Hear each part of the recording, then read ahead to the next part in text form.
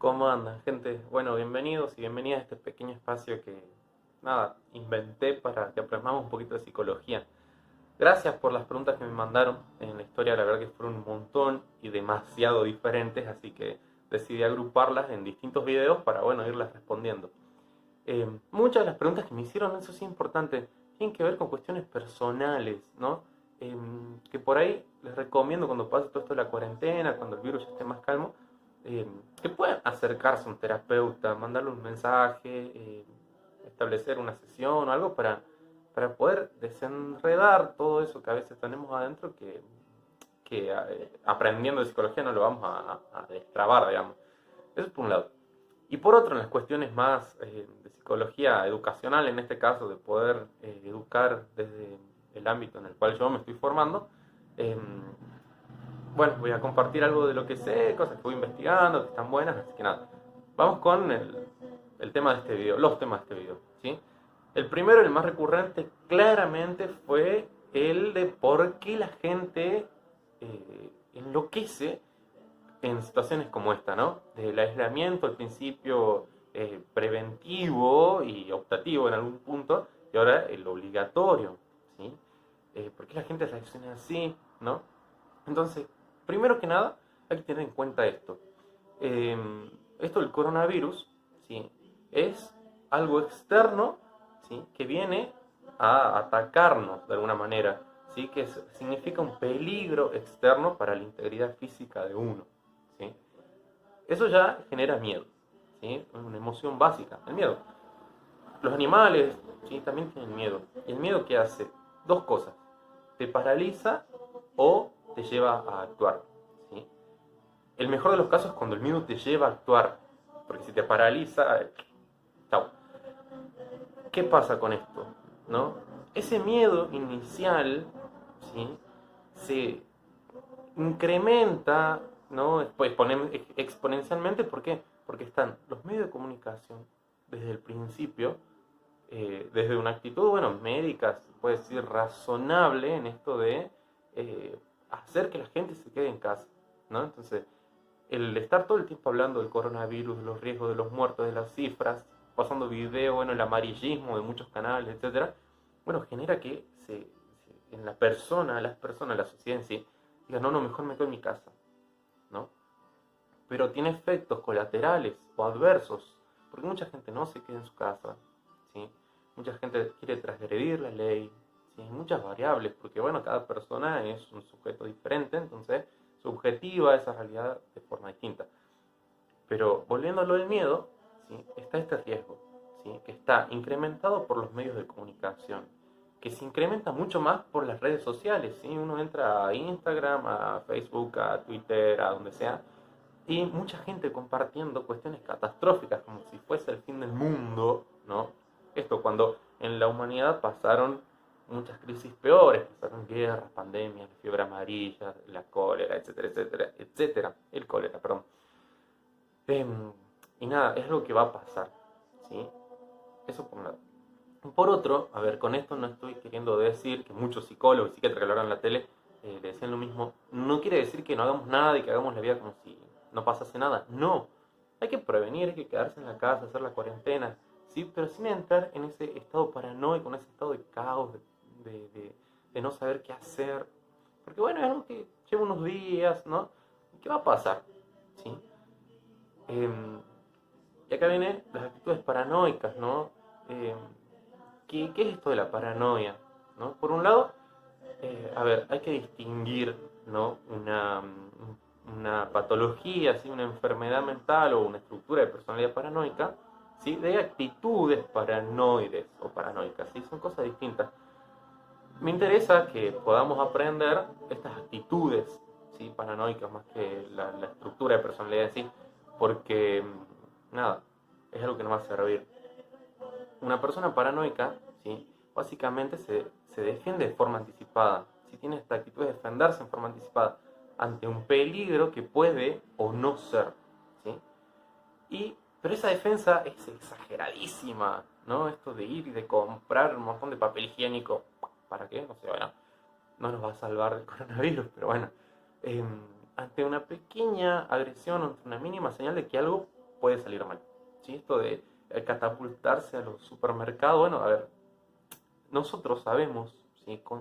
Mentalmente, conscientemente, de que los supermercados van a permanecer abiertos durante toda la pandemia. ¿Sí? Genial, las farmacias también van a permanecer abiertas. Ok, bien. Entonces, ¿por qué mucha gente se va a comprar millones de cosas al súper?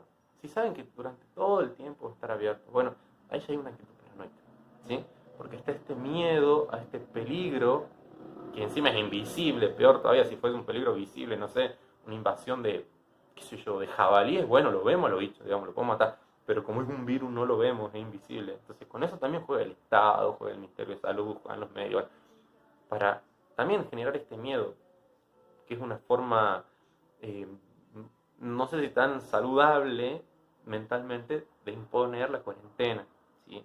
Porque bueno, no todas las personas tenemos los mismos recursos intelectuales para poder entender que hay que quedarse en la casa, ¿sí? O sí lo tenemos, pero los negamos, los obviamos, decimos, bueno, no pasa nada, bueno, etcétera, etcétera, etcétera. Bien, volviendo a la paranoia, ¿sí?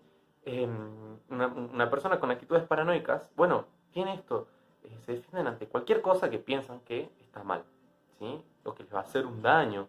Entonces eso también, eh, por eso, bueno, la cuestión de la violencia, ¿no? En este tiempo, sobre todo, es muy notoria. Me defiendo ante algo que yo pienso que me va a hacer daño. No me va a hacer daño probablemente, pero yo pienso que sí, entonces voy y lo ataco, ¿no? Eh, y bueno, y hay situaciones en esto que hay dos formas de resolverlas, si se quiere, para el pensamiento paranoico.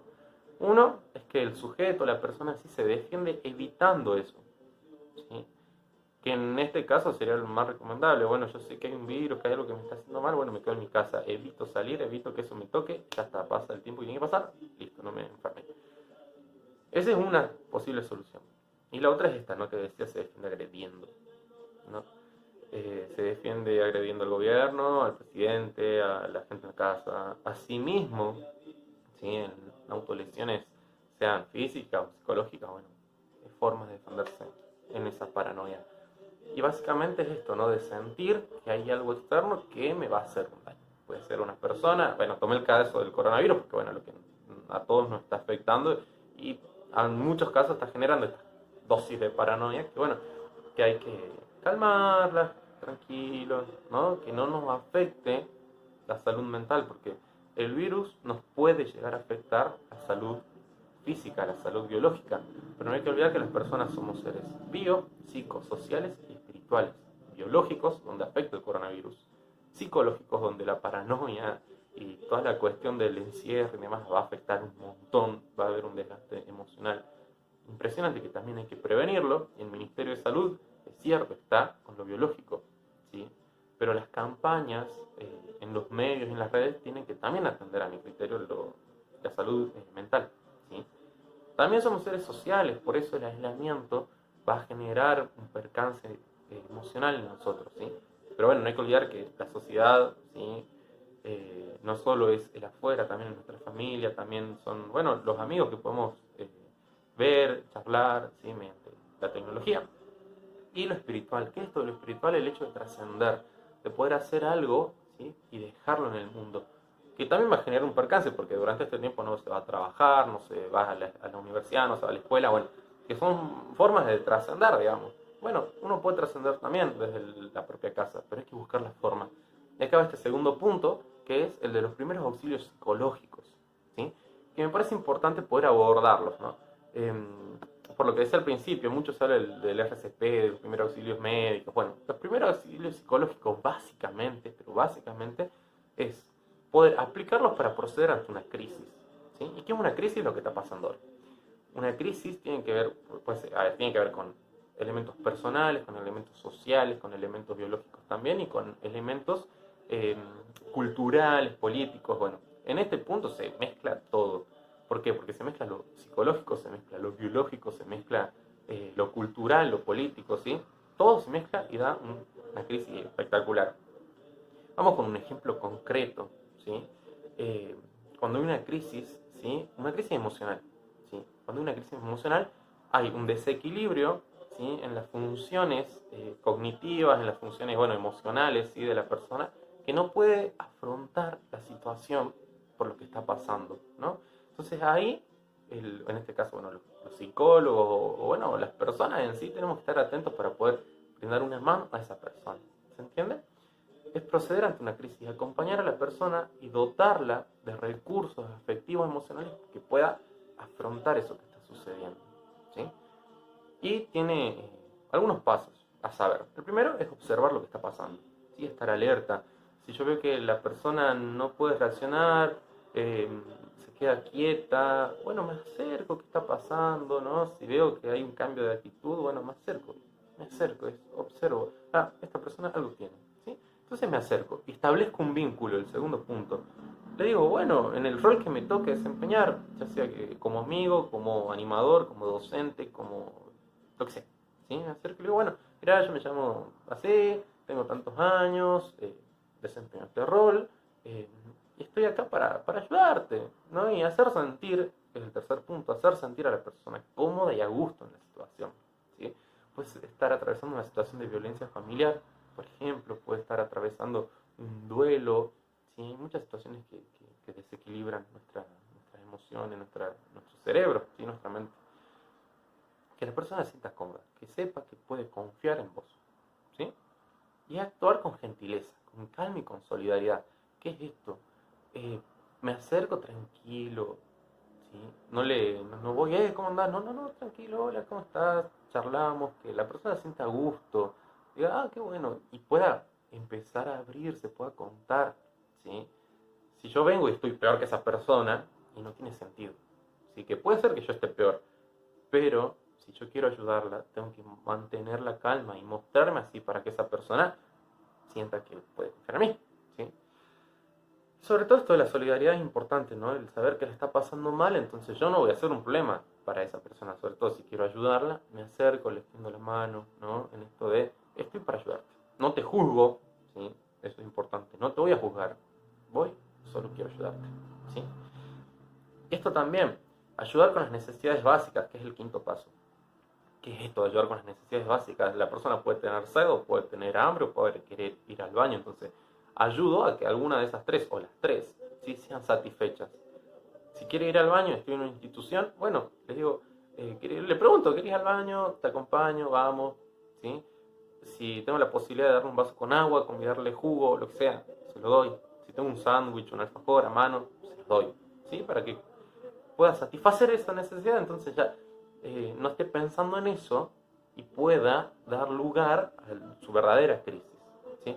Una vez que de alguna forma eso, no sé, ya está, ¿sí? Cuando llego a este quinto paso, voy con la escucha. Y le pregunto, ¿qué te pasa? ¿Te noto un poco raro, un poco rara?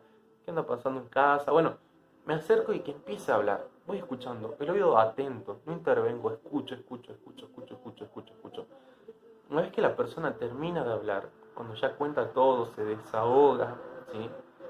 Bueno, la tranquilizo, pero de forma realista, ¿eh? Esto de, bueno, va a estar todo bien, tranquila. No. Es bueno, te entiendo, te acompaño en el dolor. Eso, es ser empático, ¿no? Y decir, bueno, si vos querés, yo te ayudo a que podamos encontrar o buscar al menos soluciones a esto que te está pasando, ¿sí? Pero no venderle un mundo de que si esto ya va a estar todo bien, no pasa nada. No, es peor, es contraproducente, ¿sí? Desde la igualdad, ponerme en los zapatos del otro, ser empático, a partir de ahí construir el camino a las posibles soluciones, ¿sí? El octavo punto, ¿sí? El octavo punto, que es muy importante, es esto, ¿no? De poder eh, alentar a la persona que busque soluciones realistas, ¿sí? Para poder para poder afrontar la situación, pero que sean positivas, ¿no? En este caso, a ver, por ejemplo, que está atravesando una situación de violencia. Bueno, le digo, bueno, si una situación de violencia de género, por ejemplo, le proporciono el 144, le digo, bueno, si quieres yo te ayudo, yo llamo, si vos no te animás, porque va a ser lo mejor para vos, porque va a ayudar a vos, a tu familia, no vas a poder salir de la situación, ¿sí? Hay que evitar esto de la cuestión vengativa, de la cuestión de que va a pasar algo, de cualquier cosa mala que pueda pasar, que probablemente vaya a pasar, pero la persona en ese momento no le importa saberlo, sino todo lo contrario. Como van a pasar cosas malas, también van a pasar cosas buenas. Entonces decirle eso, hacer hincapié en lo bueno, en lo positivo, para que la persona pueda tomar la decisión libre de actuar en consecuencia de lo que le sucede. ¿Sí? Y después hay otros pasos que siguen, una vez que eso se lleva a cabo, es ayudar a que esta persona pueda relacionarse con otras personas y pueda contar lo que está viviendo, contar lo que está pasando, porque en esto de contar, una persona se escucha y al escucharse, ¿sí?, puede construir herramientas nuevas para afrontar eso que está sucediendo. ¿Sí?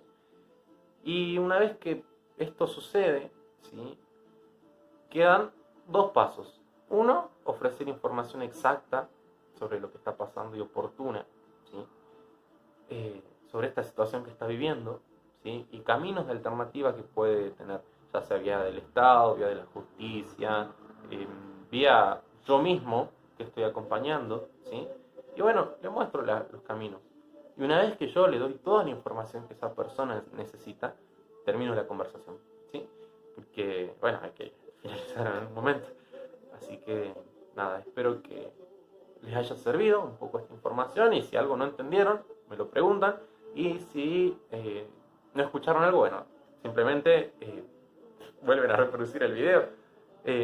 Así que nada, eso. Sí, con esto del coronavirus hay que tener calma, estar tranquilos y acompañar a las personas que por ahí no lo están, entendiendo que no tienen los recursos afectivos, cognitivos, porque esta crisis, ¿sí?, ha alterado y ha desequilibrado sus estructuras. Entonces, sabiendo cuáles son estos recursos de primeros auxilios psicológicos, podemos caminar en torno a ayudarnos entre todos. Y nos quedamos en casa porque es súper importante y súper necesario que nos quedemos en casa. Si el virus no se propaga, el sistema sanitario no colapsa y esto puede pasar, ¿sí?